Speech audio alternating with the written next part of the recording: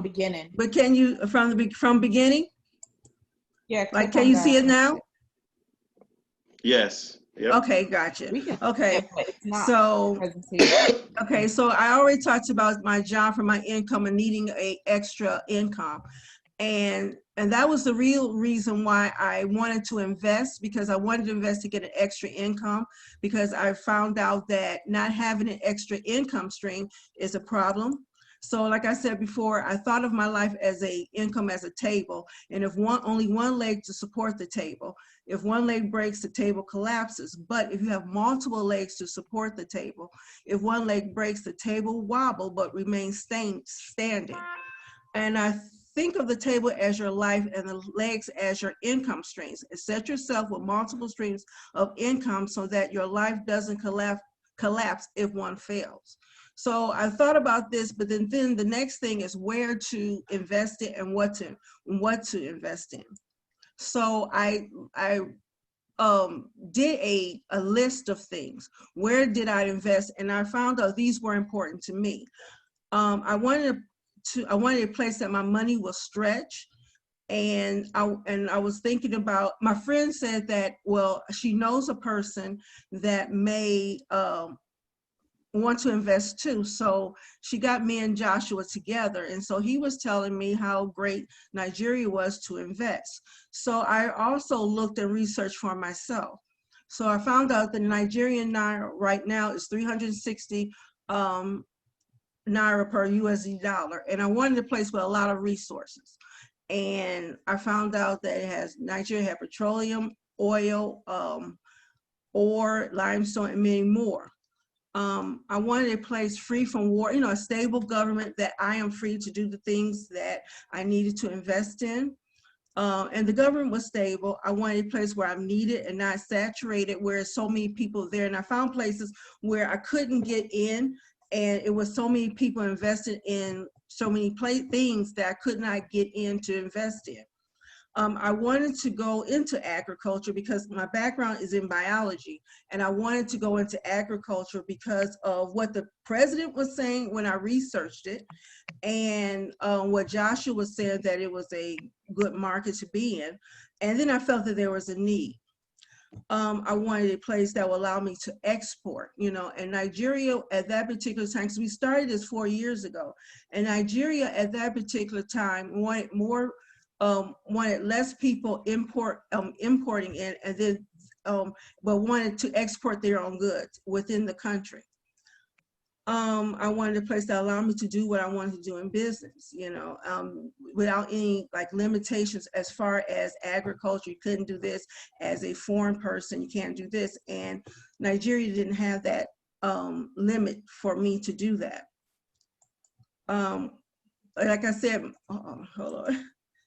Previous. Like I said, my partner said it was a great deal to do, and he was a consultant in land. So he was saying, if you do this, I can get you some land. He knew how to talk to people. So I didn't have to hire anybody to do the things I needed to do. He was there. He helped me along the way, and he helped us. So that was good. We had an in-house person that helped us.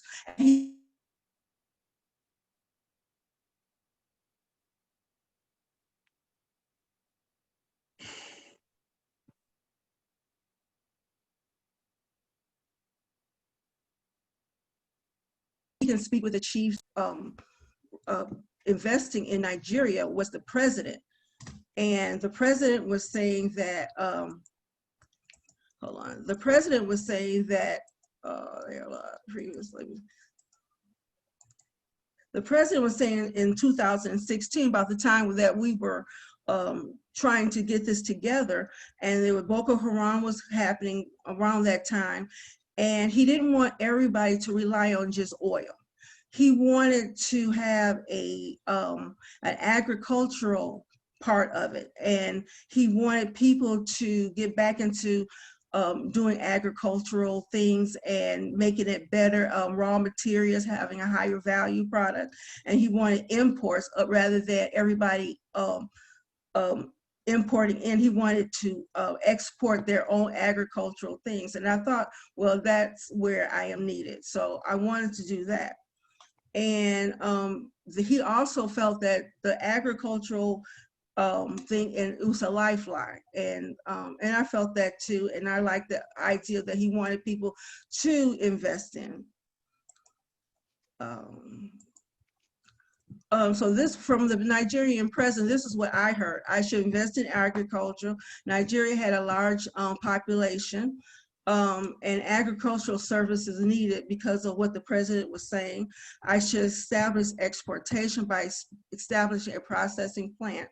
And as an American, I want to establish logistics between Africa and the USA. And with that, I joined GABA, and GABA was a platform that understood that and wanted to do the same thing. And that was really a great thing, because at 2016, I didn't see a lot of people trying to invest in Africa. You know, I heard a little bit, but it wasn't a lot of people. And by me joining GABA, I saw a framework there. People were engaging and no negative, and people wanted to do the things that I was trying to do. And they made me feel that this is where you should be. Great, do what you need to do. No negative talking about, oh, don't invest and things like that. So they understood what I was trying to do. And I wanted to establish jobs in the community. Now we have seasonal jobs, and we are needed there, and it does establish, what we're doing does establish jobs in that community in Djibouti. And then between me and Joshua, we wanted to establish generational wealth within our families, something that when we're gone, it was still going on and on. So that was a great big issue, or not issue, but what we wanted to do and what I wanted to do versus, and what Joshua wanted to do, to lay down some foundation. And then I wanted to see more Black owned than Chinese and Indians owned when it came to processing. And I saw that in a lot of issues, that in order to do processing, if you want to process your cashews, if you want to process your palm, if you want to process different things, there were Indians there. And I said, well, I wanted to establish something where we have a Black owned business in Nigeria. Okay. Now, are there other places to invest in? The answer is yes. We just write a list about what, for me, just write a list about what you want to do, decide, and make sure you have a contact. And that was a great help to me, that I did have a contact there. I wasn't going alone in doing things. I had a contact there who understood what I was trying to do, what he was trying to do, and we collaborated and came together. Also, within GABA, we have bomalink.com and network, where if you need a contact, if you need information, you have bomalink.com, and you can sign up, state what you wanted. And that was a nice thing too, state what you need. And we did not have that 4 years ago. I was in groups and found people who wanted to invest in Africa, or people or Africa that need investors, you know, and that's where I came in, and I surrounded myself with people like that, with like-minded people. And in this, you have to surround yourself with like-minded people, because you get a sense of, if you don't, you have people that not sure of what they want, or not sure of investing, so you might get a little negative in there. And so I pushed that aside and got with people who were investing and who wanted to see what I was doing, and it was easier for me because I saw what they were doing. I got with people that shared things, logistics wise, just everything. So that was a great help for me. I also invest in Ghana. I do pineapples with me and my sorority sister, which is Tama, and she's working in Ghana too. And what we're trying to do there is doing a pineapple processing plant, because one of the Ghanaians who asked us if we would mind doing that, is that they did not have a Black processing plant. So that's something that we are trying to do. And we harvested like a month ago 40,000 pineapples, and we sold them. We didn't sell them to the companies because we didn't get a great deal out of the companies. They came first and wanted us to sell all the pineapples that went straight to them. Well, we didn't. We allowed the Ghanaians to come in there and to and to pick their own pineapples, and for that, and they gave us a better price. I thought that was important because even though I'm there for the people, and it allowed them to either get pineapples for themselves, for their restaurants and things like that. So instead of being exported to Europe. And I found that a lot of the companies there, as far as this Ghanaian was telling me, is that when they harvest the pineapples, they have big trucks. It goes straight from there, straight to Europe. So I was happy to be on ground where the Ghanaians were allowed to pick the pineapples, get what they need, and give us a great price, give us a fair price. And then we made more money that way than allowing the companies to come in there and sweep up all our pineapples. So that was a great feeling. Ghana is another place where they that a lot of people opportunities for investments. If you're willing to put in the labor and do the job, and you can create wealth. But it doesn't it doesn't come on a silver platter. It has hard work and wise investments. Farming in Ghana had a tremendous turn due to better direction in recent years. They created jobs, opportunities for entrepreneurs who dare to go into farming business. Millionaires were created, if you continue to work hard and reinvest in your company. Every year through Ghana, there is certainly no end to prospects, more wealth through farming in the coming years, and there are good reasons why Ghana is doing so well. And understanding these reasons will help you no matter where you come from.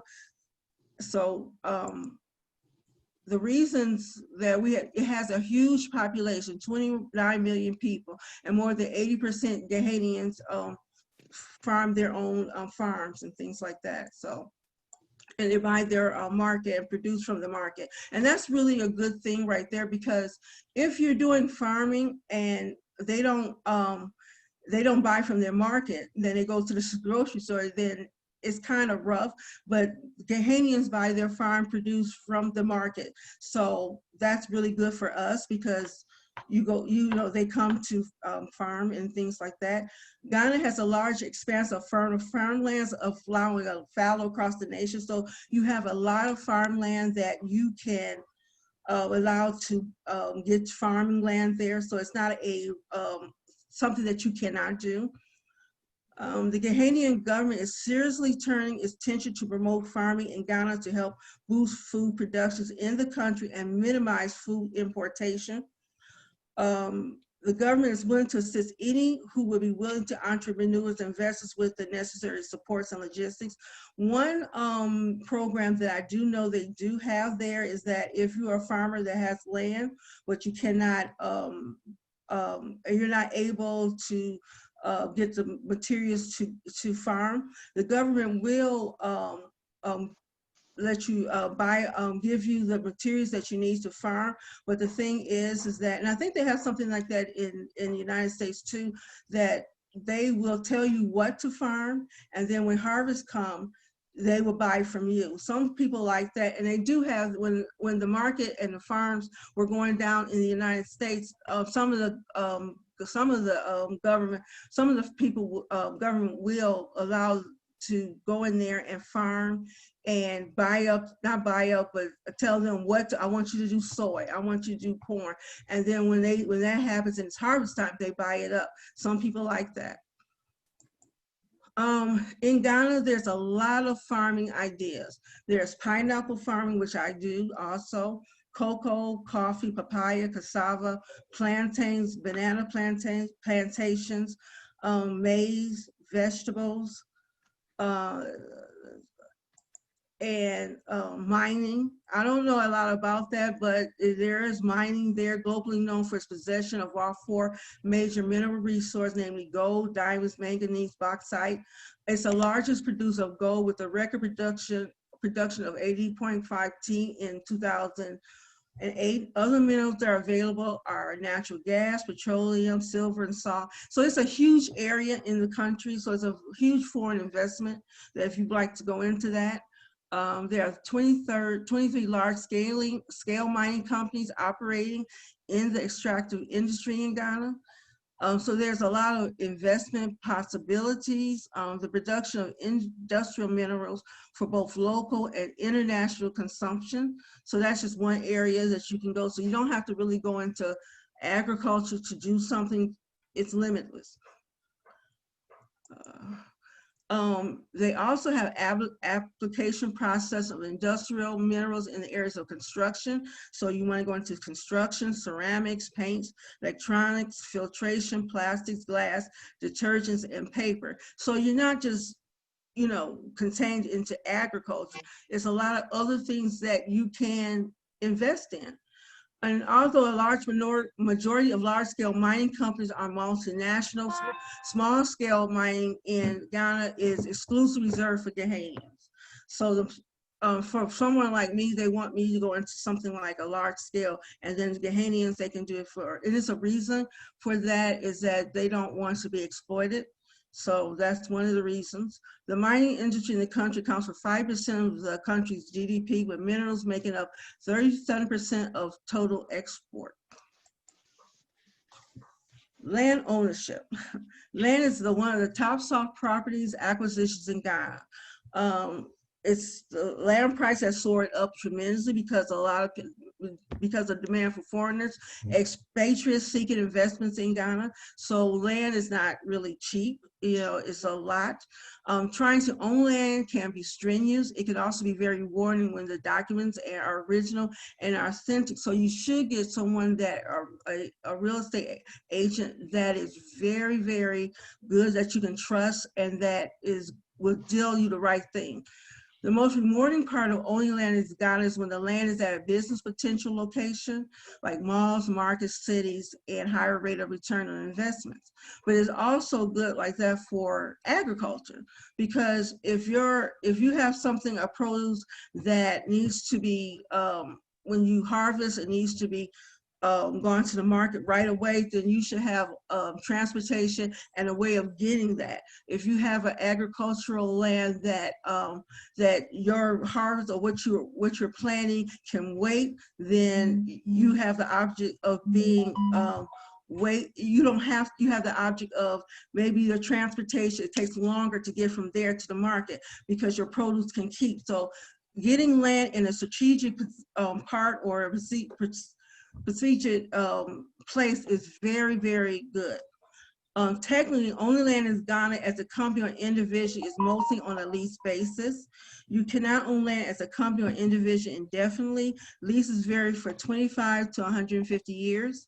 So what I am told, and this is what I understand, I said, well, what happened to after 150 years? But they were saying something like, well, you know, after 150 years, everybody who you made contact are not even here. So technically you own the land. So, you know, I would suggest you go to a real estate agent, and that real estate agent can negotiate on how long you own it, because Ghanaians, they have a shorter lease times, whereas foreigners have a longer lease time. Real estate sector in Ghana is booming. Never before the history of Ghana has the industry so flourished. And like I said, because a lot of people are repatriating back to Ghana, so they want land, they want places to live. So the real estate is really going up. And like I said, foreigners in Ghana can own land and property within this space very, very easily. So other places to invest in Africa to invest in. So I'm going to turn this on. Gold, oil, natural gas, uranium, platinum, copper, cobalt, iron, bauxite, and cocoa beans. With approximately 30% of the Earth's remaining mineral resources, the continent contains the largest reserves of precious metals, such as gold and platinum. Gold is one of the most profitable mineral exports. Each year, almost 500 tons are produced in countries such as South Africa, Ghana, Mali, and Burkina Faso. To date, 75% of all the world's diamonds have come from the continent, discovered in countries like South Africa, Angola, Botswana, Namibia, and the Democratic Republic of Congo. In total, over 1.9 billion carats have been mined, with a value of around $158 billion.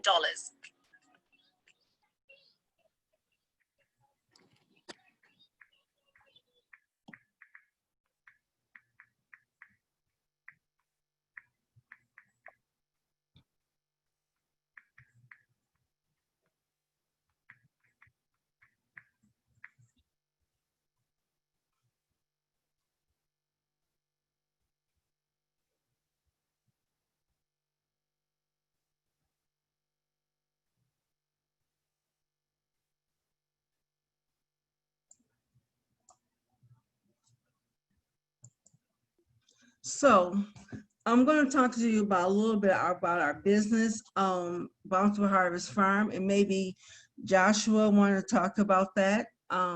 This is our logo. And Joshua, can you hear me, Joshua? Yeah, I can hear you. Can you hear Okay, me? go ahead. Yeah. Hi everyone. I'm Nuga Joshua Oluwasegun. I'm a business partner of Yolanda Grandison, and basically we're into agriculture in Nigeria, West Africa. Hi, Tama. We're based in Ogun State, and we are into agriculture. Actually, I love this, and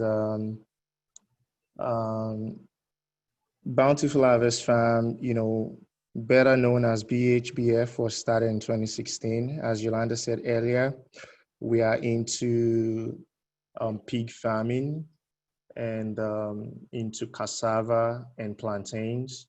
But at the moment, we're also working on going into palm plantation. We already have our seedlings. We have over 3,085 seedlings ready, and we will be planting next year. We are also going into cashew plantation.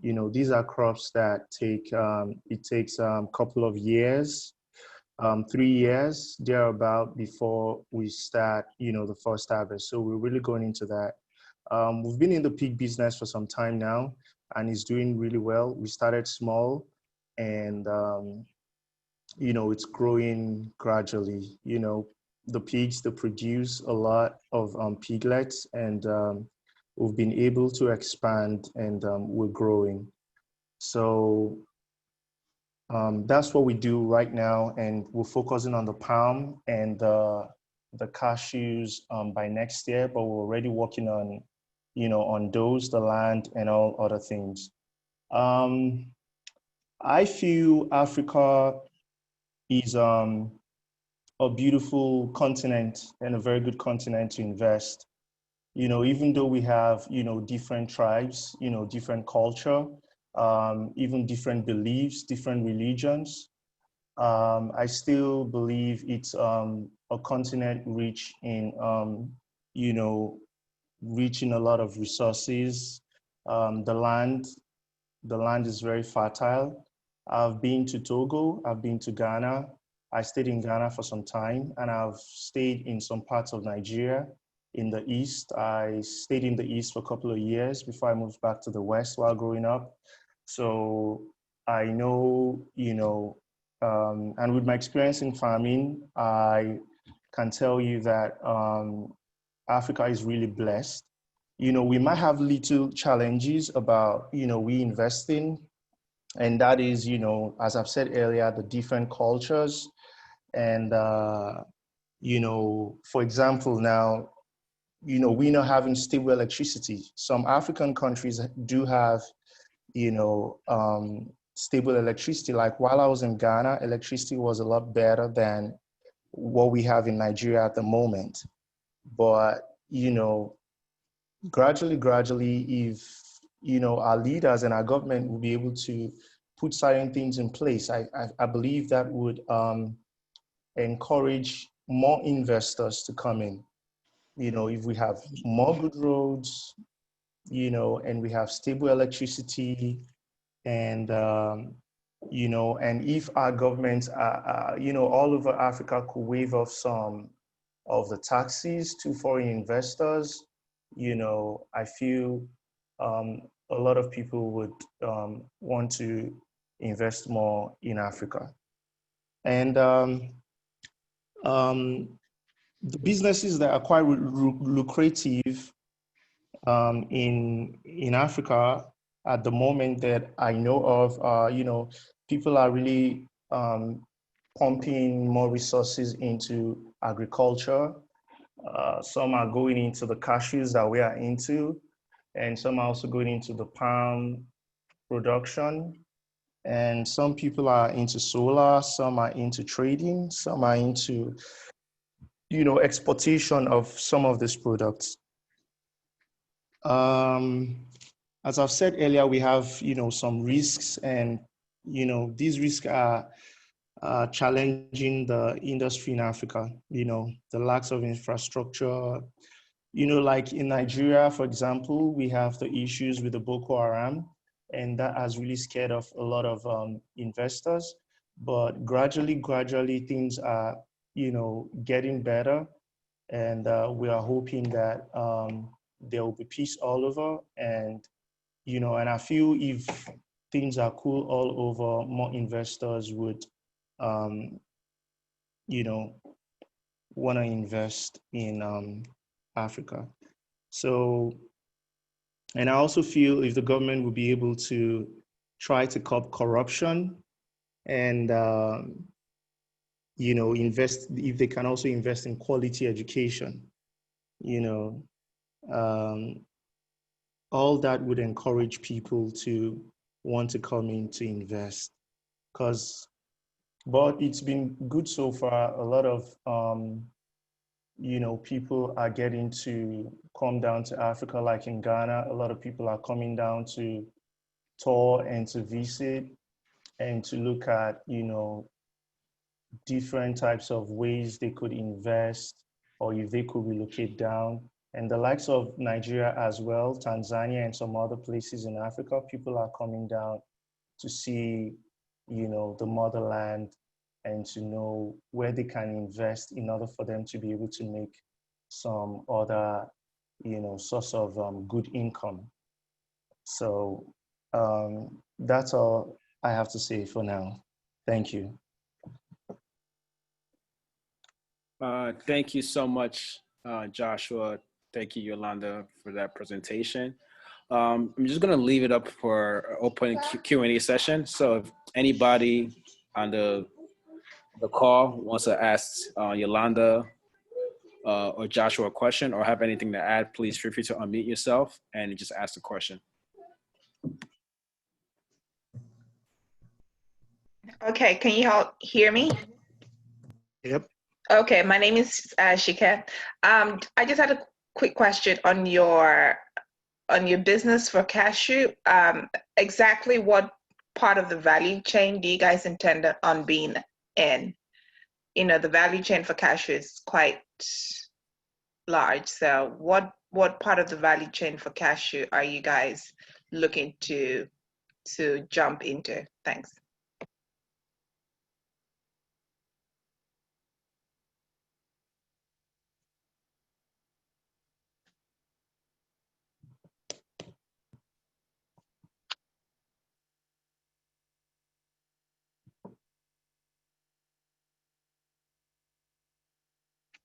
Hey, Josh or Yolanda, you guys may be on mute. I'm not sure if you heard the question. About the question on the cashews, we are, working on planting the cashews and harvesting, and we're trying to produce and sell locally. Pending the time, we'll be able to, have a very big plantation of the cashews and, would be able to work on the necessary things in order for us to be able to export. But as I speak with you right now, we will be planting next year. So, and it's gonna take us like 3 years and some months before we can have our first harvest. And we would start by processing locally and selling locally. Then gradually, we'll get to the point where we have to export to Europe and any other continent. Thank you. Okay, a follow-up question. So that's an 18 months, sorry, that's an 18-month seedling for the cashew. Do you know about that? I don't understand your question, please. Okay, you said the maturity date for the cashew for harvest is 3 years, right? But there's Yeah, a 3 years 18 and some months. months, that's a, I read 2-3 years ago that there's an 18 months new seedling, new cashew seedling. Do you know about that? I don't know anything about that. I've never heard about that, but our contact, you know, works at Cocoa Research. There's a Cocoa Research Institute along Ibadan, getting into Ibadan. So I haven't heard about the cashew seedling that takes 18 months. And, you know, there are different species. you have the Greek ones and you have the local ones.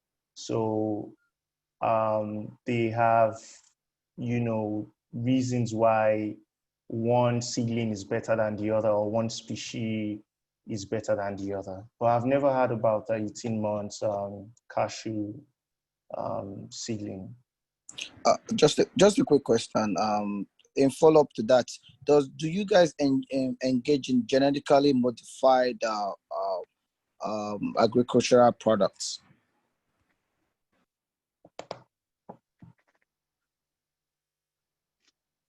As I speak with you right now, when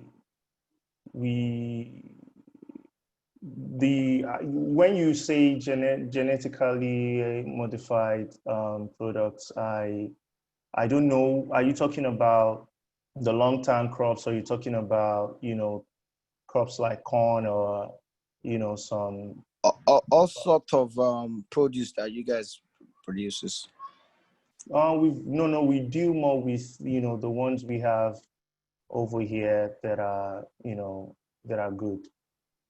Like the cassava, we do more of the Organic ones. Yes, exactly, because they produce bigger fruits. It takes time, but they produce well, and you know, they give us good results. Thank you. Yeah, so Meiji, if you have, Hi, Josh. hello, hey.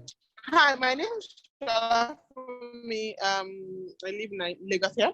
I just wanted to find out quite a little just on your background.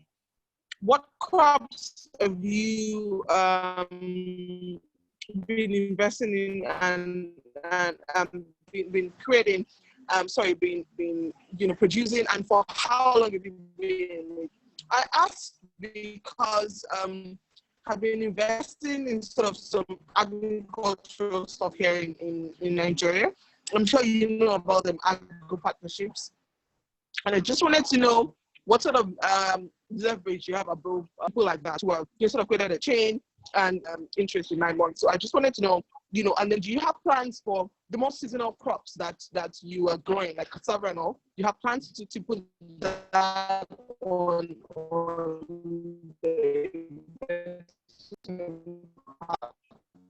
the what? Hello? Sorry. Hello? Quite a number of questions asked in one. Yeah, sorry, I didn't hear the last part of the question, madam. No. Hi, Fumi. This is Wally. Your connection was breaking up, so I don't think Joshua heard the question. So if you type it, we could try to ask it for you, but we couldn't understand you. I'm not sure if Joshua heard what you said.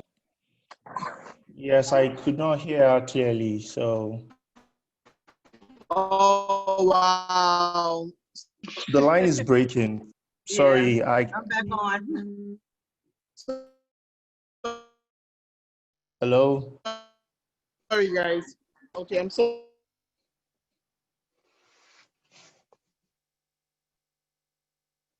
Hello? Yeah, it looks like we lost her. hello. Can you guys hear me now? Yeah, we Yep. can Sorry. hear you. Yes, I can hear Oh, you now. I apologize. It gets crazy here sometimes. Okay.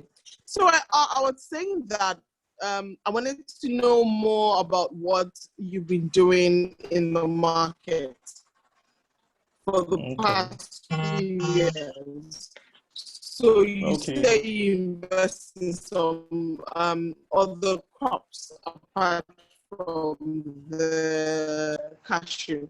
So I wanted to know what's the success rate of what you've done, yeah, and for how long you've done that.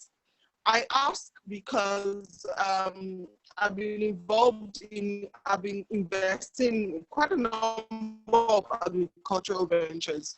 A very prominent one is agro partnerships, which I'm sure you probably know about. And they give 35%, Oh, more like the 35% the farm crowdy stuff. in 9 months, and I've done at least It's three, still 4, 5 cycles with them now. So I'd hello. like to know what you have, Breaking up. up on those people on platforms like that are established and all. And I just wanted to know, just get a little more understanding also on the more seasonal crops that you do, like the cassava and all. What other ones do you do that are? No, farm crowd is different from Okay. We are like actually farm crowd, but it's different from agro partnerships. Those are farm forte. Hello. I can hear you. Actually, we are more into the pig stuff, and we're just going into the cash crop stuff, the palm and the cashews. We have done cassava and we own a planting, plantation. So we've not really done, so many crops like that, but we've been doing more of the pig farming, the livestock. We've been focusing more on that. And we also own a plantation, and we've done cassava. So that's just what we've done so far, and we're working, as I've said earlier, we are just gonna plant the palm seedlings next year, and also as well as the cashews.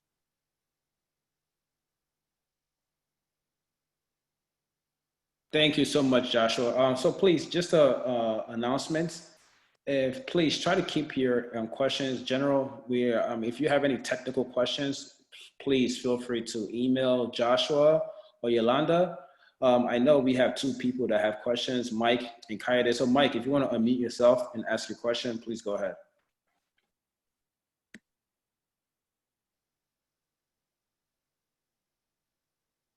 Mike, are you there? Well, Kayode, if you could go ahead with your question. I don't think Mike is ready. I think my question has already been. I can hear you. Hello, can I speak? Go ahead. My name is Mike. Okay. I'm speaking from Lagos, Badagry. Okay. I want to ask Joshua this time. I am a public servant. Okay, sir. Yes, I'm about retiring from the public service. Okay. And I wish I could go into farming. Okay. Presently, my wife is encouraging me. She's into a poultry farm, and she does that in the complex where I have. and Okay. she produces eggs every day. But we Okay. are not in any form. She is not in any form of cooperative. She's not Okay. enjoying any government, whether palliative or loans or anything. So I have chosen to be part of that from next year when I shall be leaving the public service. Okay, sir. How can this Joshua's farm? How can you encourage poultry as you encourage other, farming systems that I can hear you speak about? Okay, sir. Am I free to speak now? Go ahead. True. Go ahead, Josh. Go ahead. Go ahead. Okay. Sir, I've actually done poultry farming way back when I was in Ghana, in Kumasi. The farm was located in Ejisu, and Ejisu is in Kumasi. So the thing about poultry farming is this: the risk is very, very high. Recently, just a few weeks ago, I don't know if Yolanda is listening. I was talking to her about the pig farmers are struggling with what they call the swine flu. And Yes. thank God we don't have swine flu on our pig farm. But I can tell you, sir, that I've heard of 9 to 10 different farms that are going through a very tough time as we speak. A man actually lost over 100 and something pigs, and he actually got the funds from a bank. So, and the swine flu affected his farm, and he made a total loss. And there's another one like that. The risk in farming is very high, sir. And the truth of the matter is this: farming is very tedious. From the person I learned from, he would always say, agriculture, especially the livestock, is always garbage in, garbage out. Is what you give those animals that they're gonna give back to you. Then you could make something of it. If they are well taken care of and they're well fed and well vaccinated, and you have reliable workers to help you keep an eye on, the livestock, then you wouldn't have any problem. But in a situation whereby, let's say you're not around or you can't supervise them yourself to make sure they're doing the right thing, to make sure they're giving them clean water, cleaning the pens on a daily basis, I would not advise you to go into it. But if you can create time, or you and madam can run shifts, maybe when you go in the morning, she would supervise the workers. She will be able to keep an eye on the feed and make sure that they are feeding the animals properly. Because if you don't feed them properly, their weight will drop, they will stop producing eggs, and you keep pumping in money and you're not getting the results. Even some of these workers could sell your feed behind your back to other people. So many challenges here and there, but I'm not trying to discourage you, sir, but you need to have, all the time, even if you have workers. I'm not saying you should be the one carrying the shovel or picking the eggs. You have to keep an eye on them 24/7. You have to keep an eye, and you have to make sure, nobody gets, like me, nobody gets into the farm of Yolanda and myself with their shoes, because of the swine flu. So, and I think, these are the little mistakes that people make, and before you know it, but for me, poultry, the risk in poultry is a lot higher than pig farming or goat farming or even fish farming. The risk is very high. In Ghana, in Kumasi, we started with 3,085 birds. I could still remember way back 2007. No, way back 2000 and 2012, sorry. Yes, 2012, 2013. We have 6 pens, and we had layer birds from a day old, foreign, the foreign breeds. They were layer birds from a day old, and believe you me, they did very well, and they were laying well, and we were able to make money from them. But it's because, I go to the farm from Sunday to Saturday. There is no holiday for poultry farming. There is no holiday. There's no excuse that, oh, you want to travel somewhere and you leave the workers with your farm. No, it's not possible. You have to be there 24. If you're not there, madam will be there, or someone you trust will be around to keep an eye on them. So poultry farming is good, but the risk is high, sir. And you need to tread carefully, sir, before you go into it full time. We are there already. Yeah. So it's good. It's good. Preferably, don't lay your eggs in one basket by just going into the layers alone. You can do some broilers. The broilers would only take you 8 weeks or max of maybe 10 weeks if they are properly fed and well taken care of. And you could sell that while the eggs you make. And this is what we do when I was in Ghana. We have some customers that they deposit for the eggs before the eggs are even available. So the money you get from them as well could be used to buy more feed and to keep, running the farm. So that's my advice, sir. All right, thank you, Joshua. Thank you, Mike, for your question.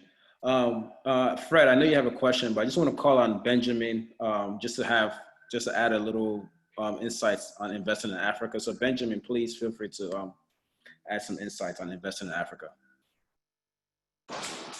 Hi, thank you. I'm Benjamin. I live in Pretoria, South Africa, and it's nice to meet you all.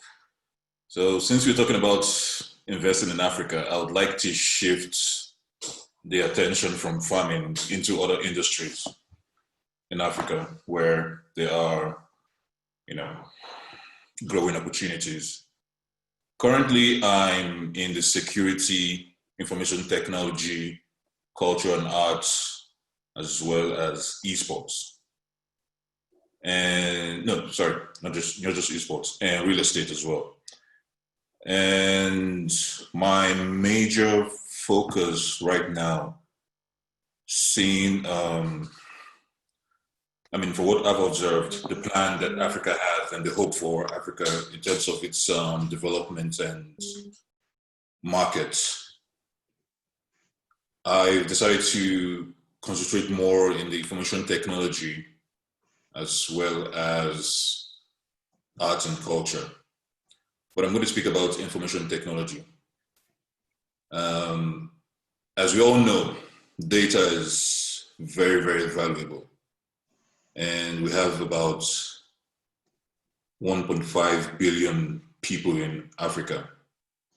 And that's a huge market for information technology, data per se. And investing in servers, investing in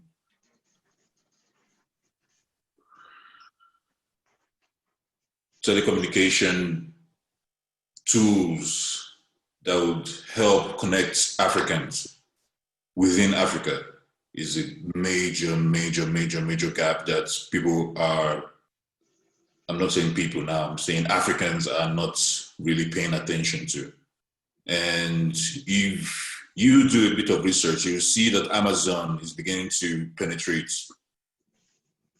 Amazon is now bringing and investing in servers. They started in South Africa already. And I believe once they've set up and they've established here, they'll move up, west and north. So currently, I'm starting off with a group of people and some other MBAs like myself. We're trying to see how we can establish our own foot in the growing industry of information technology in Africa. And if you are looking to invest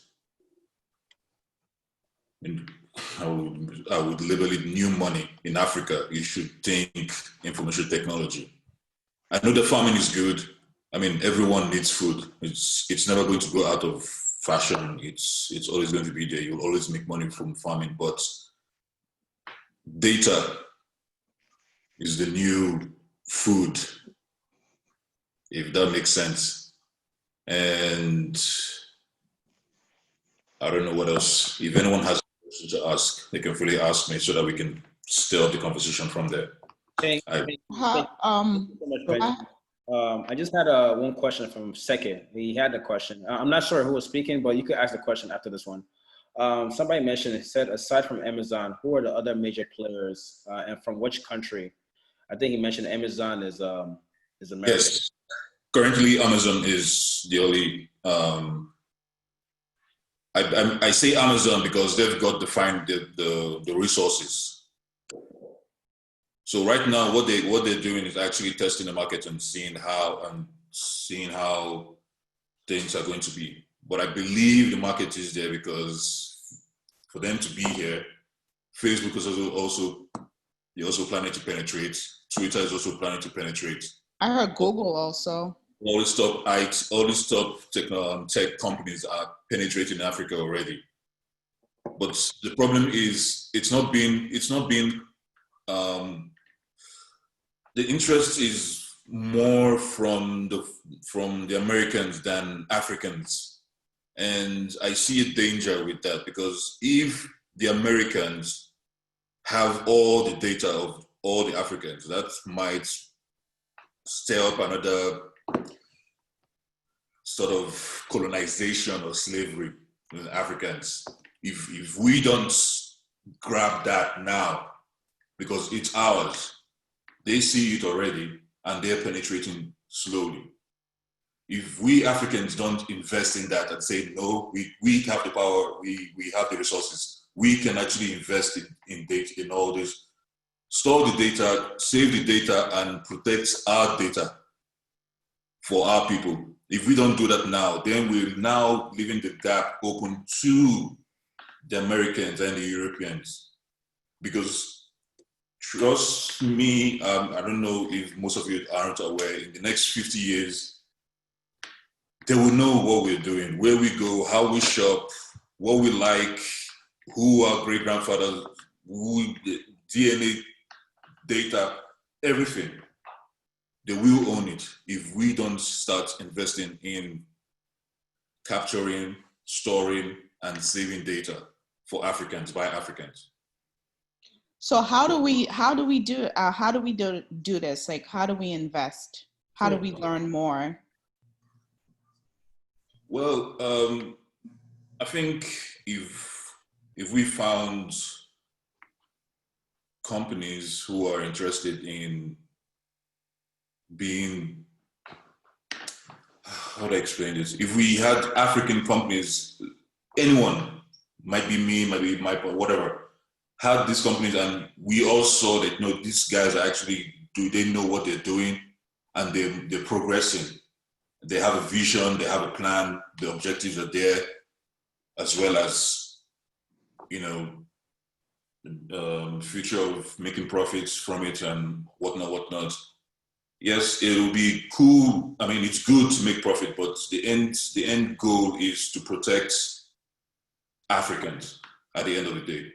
Because for me, that's actually what's more important. Fine, yeah, the profit is good. I can't go into business without making profit as an entrepreneur, but the main objective should be to protect the data. And if we can find someone who has that vision and idea and has started something and is trying to build that, we can propel that person or the group or the partnership or the group of people and their companies, and then that can lead to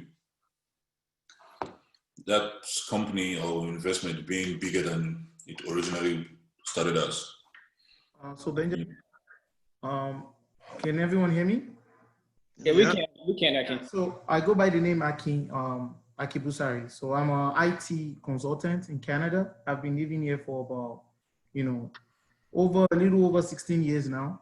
But I have investments in Africa myself. So from farming to like retail outlet, which is a supermarket. And, funny enough, I just registered an IT company in Nigeria. And the goal is to build a data storage, a data center to collect and store data. And I completely agree with what Benjamin said, because if we don't protect the African data, it's like we're giving our records out to, to others, right?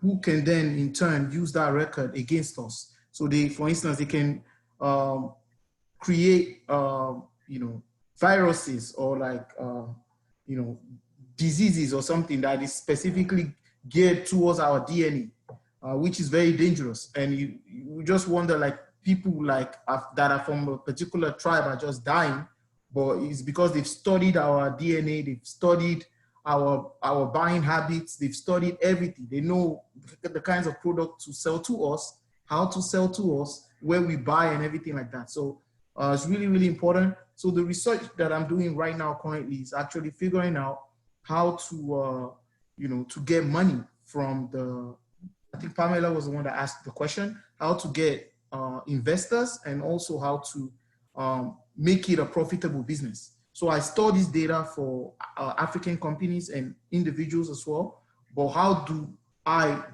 get revenue from that as a person? I also connected with another IT company in Nigeria called Lockdown. They build mobile apps right now. So we're finding ways to basically work together. So Benjamin, I can connect with you as well later after this, and then we can take the discussion further and see how we can collaborate and work together. My company is based in West Africa, Nigeria, and I think you mentioned South Africa. You're in South Africa, so that's really, really good. And I know another guy that is in East Africa that is planning something similar. So we can all connect and try to figure out ways to do this together collectively. But I'm really glad you brought that up. And one other thing I want to say that is a very lucrative field in Africa that we need to pay attention to is fintech technologies, right? The ability to transfer, to do money transfer among ourselves. Like for instance, I've traveled on the corridor of West Africa. If you leave Nigeria to the Republic of Benin, you have to change your money to CFA. You leave from Benin to Togo, you have to change your money, Togolese have CFA again. Then you go to Ghana, you change your money back to cedis. You're losing all the value of the currencies, right? We have to find a way among ourselves to be able to trade using technology to be able to do that. So I can, if I want to buy, like with the African Intercontinental Free Trade Agreement that was just signed, it means we can trade among ourselves freely, right?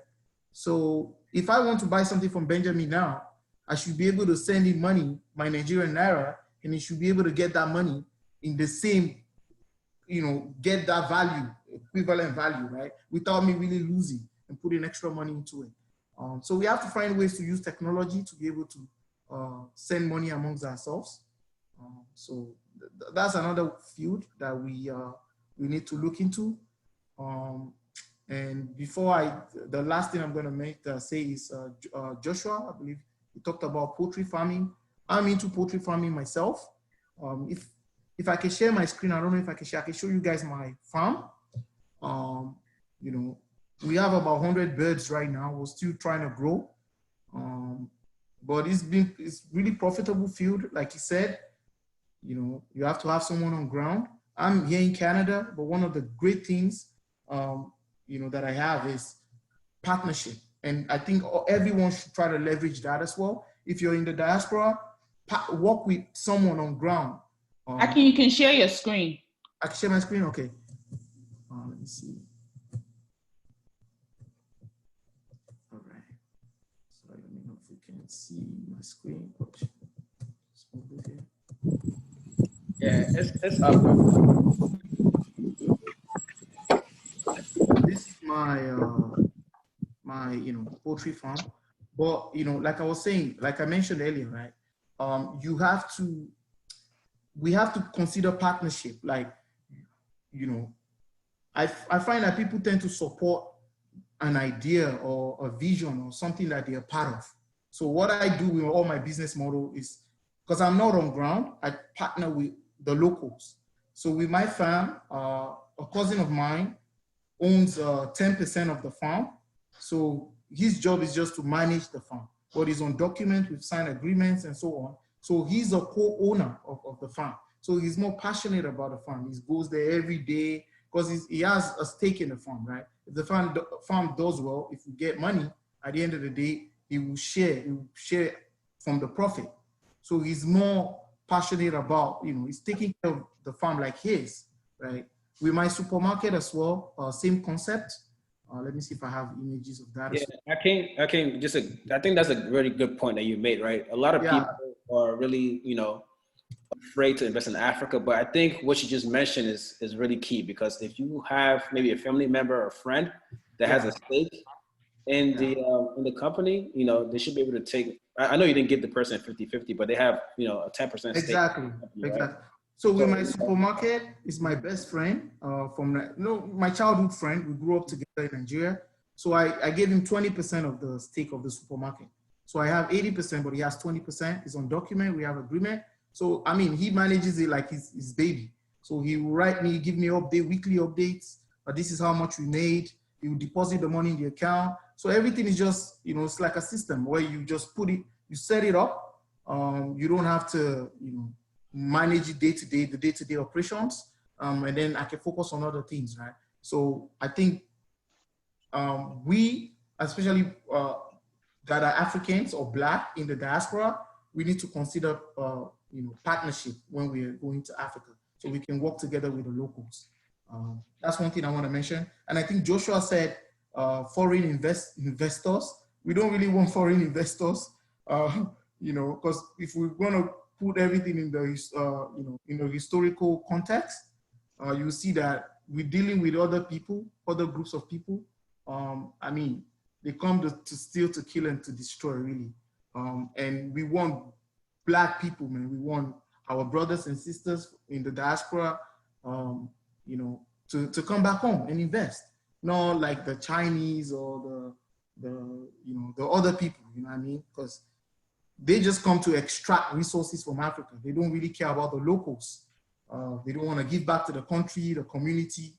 You know, we want more of our brothers and sisters, man. Those that care about the people. I like what Yolanda said, that, you know, she got an opportunity to sell to like a big corporation, but she preferred to, you know, to deal with the locals and to sell to the locals. That's amazing. That's what we want. That's the only way we have to build.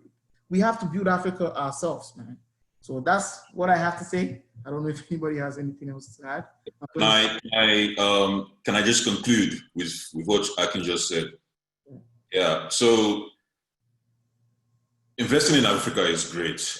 It's something that needs to be done, no doubt. I have a question, but please.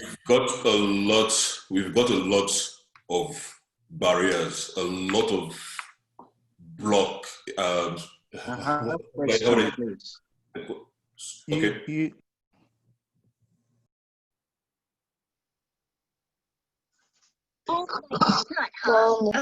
Yes, hello. I think we just lost Mike. Benjamin, please continue. I think Mike had a question, but please, Benjamin, continue. Okay, thank you. I'm here. Yeah. Okay, you could, Mr. Mike. I think you could ask your question after Benjamin concludes. Okay. All right, go ahead, Benjamin.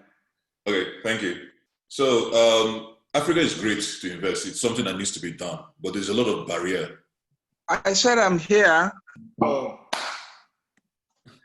Okay, Mr. Mike, we're gonna let Benjamin finish, then you could talk, okay? You can ask the question, okay? Thank you, sir. Can I continue? Yes, please, Benjamin. Okay, so the major blockage in Africa is politics, the government. You cannot invest in Africa without being involved with the government. The government does not care about innovating or creating ways to improve the economy. They sit back and wait for people to bring ideas, and once the idea comes up, they want to collect their own cut. That's what it is. And because that is the norm in Africa, it will be very difficult for even startups to succeed. It will be very difficult for startups to gain, to gain investors to come in and invest. This is something that needs to be put into consideration when we talk about investing in Africa. We can't say, yeah, we want to do all these things, we want to do that, yeah, all great. But we all know that we cannot invest without the involvement of the government in Africa. It's impossible. You want to do your farms, you do your farms. If you are doing your farm to feed, and you said it's buy and sell, right? You still involved. The government is still going to be involved one way or the other. So investing in Africa is great. I am 100% on it, but the problem of the government also needs to be talked about. It needs to be said. Companies, businesses will not grow. Enabling environment. Can I say something, Mr. Mr. Benjamin? Okay. Yeah, I know you're right when you said the government and, but I also feel, growing up, most kids were being taught that charity starts from home. I feel generally Africans, we ourselves, we need to show more love. Aside from the government, you've seen people because of greed. I feel even the politicians, why they do all of this is because they're greedy. And let's just put the politicians or those in government aside. I feel so many people, even personally, that are not politicians, they don't even encourage even their relatives that are, in diaspora to come back home to want to do something. For example, someone that, traveled maybe abroad and trying to do one thing or the other to be able to do something back home, and is not being encouraged by his or her fellow families back home due to trust issues and all that, or things that are going on, that person won't come back home. That has got nothing to do with the government. It's got to do with, the person's background, the person's home, and the person would probably prefer to stay far away. So I feel if we work on ourselves as individuals, and show love to one another, and as I've said earlier, and we're not trying to say, oh, this is an Hausa man, this is a Ghanaian man.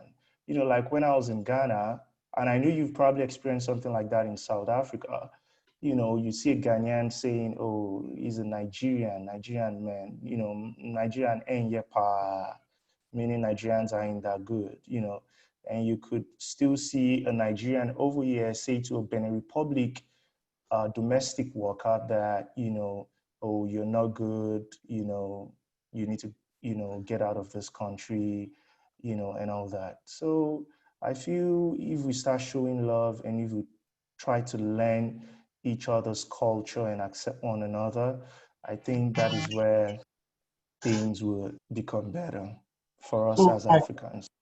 I have a feedback to that, if I may. Yeah. Okay. So I just want to bring that together, right? I don't want us to lose touch of the two messages there.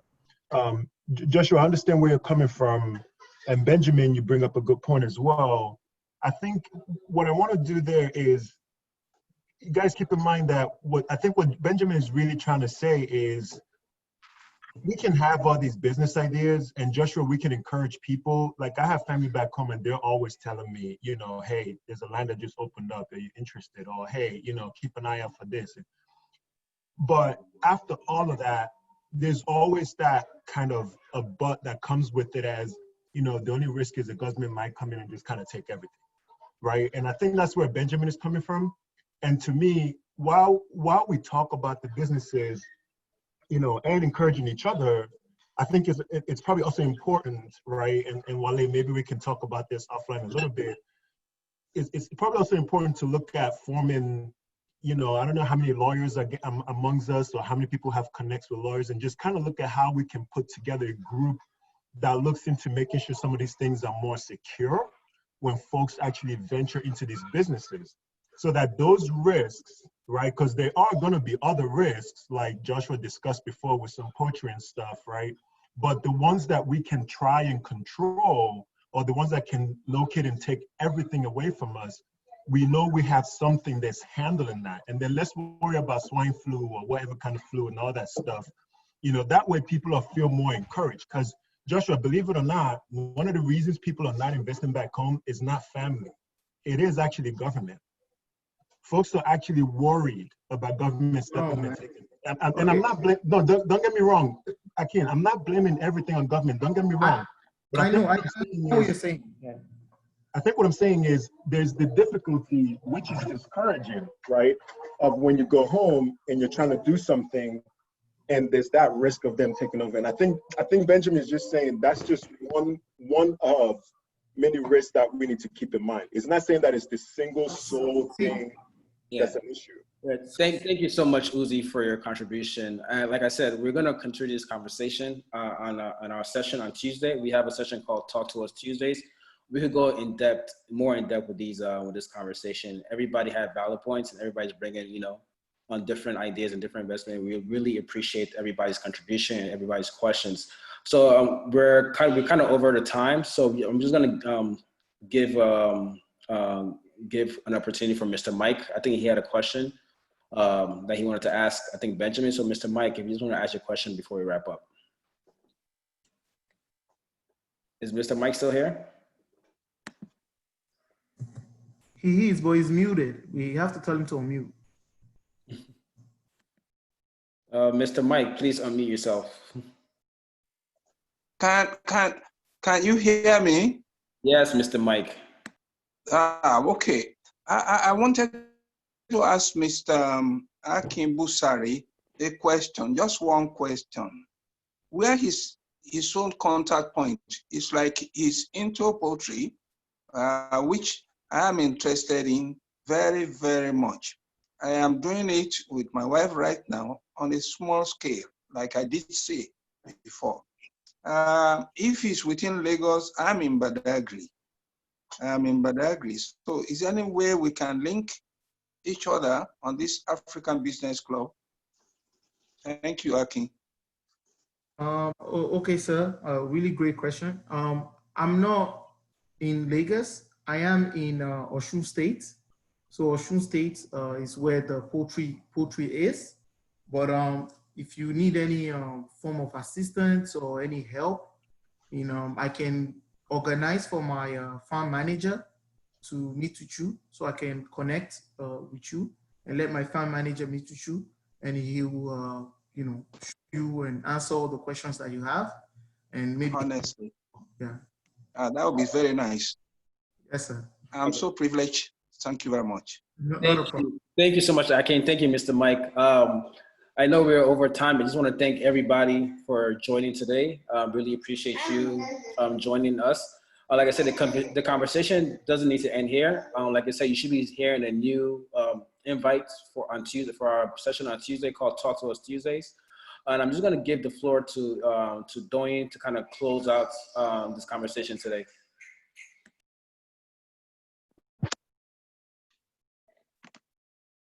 Hello, everyone. Go ahead. Yeah, I just want to make a very, very quick contribution. First of all, I want to say a very big thank you to the organizers of this forum. This is very good. I wish we've been doing this for you know, a while back, but very good. A very quick contribution is that while we hold all those problems that we have in Africa constant, we cannot look away from the advantages of getting involved in entrepreneurship, businesses, and collaborations. Because if we don't do it, others will do it. And they know we have those problems, but they still come to invest in Africa anyway.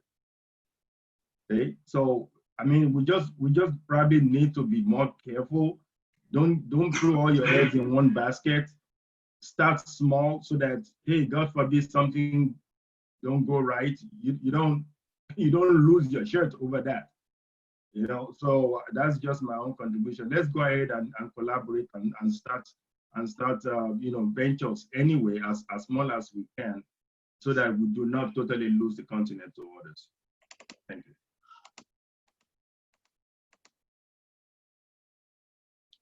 Thank you so much. That was a great point, and I definitely agree. Like we say in African Business Club, collaboration over competition. And I think as Africans, we really need to start collaborating. And it's part of the reasons why we put this club together. And hopefully we can keep doing that. I know our time is fast spent, but for our last segment, I will just ask Yolanda really quick to give us, Yolanda and Joshua, to give us very quick something we call a common sense finance. Common sense finance tip is just something that's common, but a lot of people are not doing. So we'd like for our speakers to always give us a common sense finance tip as a last segment. Do you want to go first, Joshua, or you want me to go first? It doesn't matter. I'll go first. Well, it's not really common. My thing is make money in Africa, make money in America, and invest in Africa. Because like I said before, that I was hearing everybody, and yes, partnership and entrepreneurship is one of the best things. I'm able, because of what I do here in America, to invest in Africa. And I always say that what you put your money in is very, very important, because other groups put their money in their own group. And I feel that we should do that. Stop with the negativity, because negativity and positiveness is what, and once you have positive feelings, you get positive reactions and positive dealings. So I feel that between the diaspora and America and Africa, put the money together. Do not let the money go out of, I call it a family. And so that is my thing in everything, is where I put my money is very important. I don't put my money in things that I don't agree with. I don't put my money in things that do not help, for me, the Black community.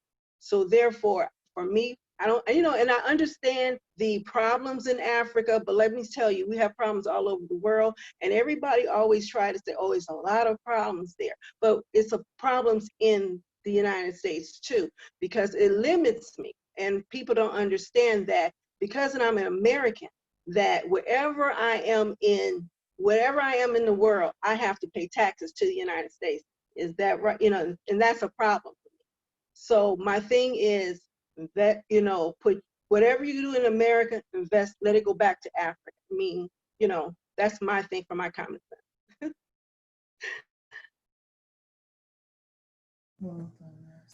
Thank you so much, Yolanda. That was great. Thank you so much, Yolanda. That was awesome. Joshua, do you have one common sense finance tip for us?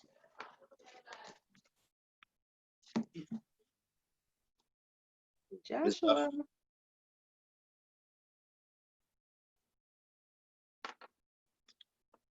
All right, so I guess I can do it for Joshua, man. Huh? I say I can do it for Joshua, man. Go ahead, Akin. Thank you. Go ahead. All right. So, man, Yolanda said everything. So I'm just gonna say, you know, the people are the government. The people are the government. We are the government. You know, if we don't develop Africa, who's gonna do it for us? You know, we can't leave our land and run to the West for infrastructures. Because if you think about it, the only reason why we run to the West is because of infrastructures. We run because we don't have running water or something, or electricity and all that kind of stuff. But one thing you have to understand is those infrastructures, they enslave us. They make us slave. You know, we work to keep up to pay those for those infrastructures every month. But if you think about it, the water that they're giving us in the West, a lot of it is processed with fluoride, chemicals, things that you consume that damage your cells and weaken your immune system, right? Whereas in Africa, water is free. We got rivers that God gave us. And they might have little bacteria in them, but they can't weaken your immune system or kill you. You see? The free giving gifts, the free giving resources that God gave us in Africa, we abandon them to run to the West for infrastructures when we can build those infrastructures ourselves. I love what Yolanda said. Let's take the money. I'm not saying we should go to war. We don't have the power to do that, but we can use our mind and our resources and invest in our own continent and rebuild our continent. Bad government or not, we can take control and we can, we build the continent ourselves. If we don't do it, who's gonna do it? We gotta do it. All right, that's it. Thank you so much, Aki. That was great. I love your passion. I'm very passionate about Africa too, and this is why we started this platform. And Yolanda said something in the beginning of our presentation that back in 2016 when she started investing in Africa, it's not a common thing. Well, guess what? It's 2020 and it's still not common. And we are hoping we can change our mindset about this. And I'm just going to put a disclaimer out there. I'm not saying we should all move back to Africa. Aki is in Canada and is making moves in Africa. A lot of us, including me, I'm guilty of this. We go home in December almost every year. And when we go home, we just go to the parties. We go to our family members. Let's start once in a while when we go home, look at what opportunities are out there. You don't have to do it the first time you are there, but next time you go home, maybe not this year due to COVID-19, but maybe next year when you go to Nigeria, Ghana, whatever country, and even if you don't have a home country, if you're an African American, you can visit. Ghana has the return of year of the return. So we can visit and see what's out there, and you'll be surprised. There's a lot of opportunities in Africa, apart from farming, and there's just a whole lot of things, real estate, that we can do in Africa. So I just encourage everyone. And I want to say thanks to Yolanda and Joshua, thanks to Aki, thanks to Benjamin and Mr. Mike, to everybody that contributed. As Wale said earlier, we have our Talk to Us Tuesday, where we will continue this conversation. This is a conversation I'm hoping everybody can get involved in. We can normalize this conversation. So not this Tuesday coming, the following Tuesday, we have our Talk to Us Tuesday. We'll post the invitation out. Please join us. Let's get deep. Let's dig deeper into this conversation and look at the opportunities in Africa. It's really great. And I encourage everyone to look into it. And lastly, let's remember we are all kings and queens, and let's treat each other as such. And let's just love one another. And thanks everyone for your time. Once again, it's African Business Club. Our goal is to normalize financial literacy and promote collaboration among Africans. Thank you, everyone. With that said, peace and love. Thank you. All right, thanks a lot, man. Everyone. Thank you. Bye. Yeah, thank you so much. Bye. Thank you. Bye-bye. Thank you. Bye. Thanks everyone for joining.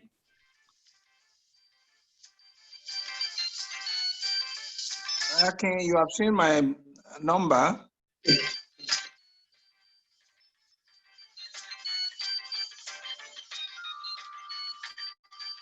Mr. Mike, send us your email. We'll contact you.